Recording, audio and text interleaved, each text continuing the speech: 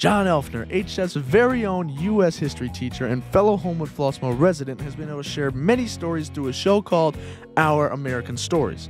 The host is Lee Habib, and the program is a syndicated radio show that broadcasts daily for 2 hours.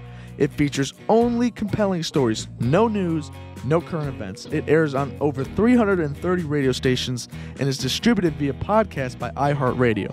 We estimate over 10 million listeners a month. The show features all kinds of stories, but Elfner mainly submits historical stories.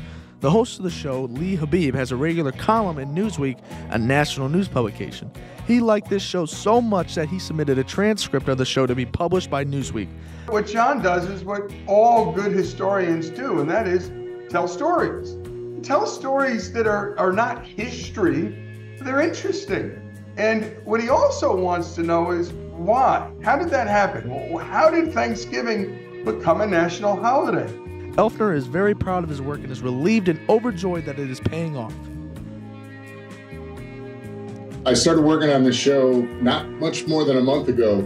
It had a deadline because this is a show about Thanksgiving and we wanted it to air on Thanksgiving week. And in order to do that, I had to move the pace up more than I normally would have. But I'm thrilled to share this story. Elfner loves to use other community members to do voices of specific historic people, which adds flavor to the radio show and keeps everyone entertained. I love working with Jon on projects like this because, one, he brings a keen sense of history to life through it.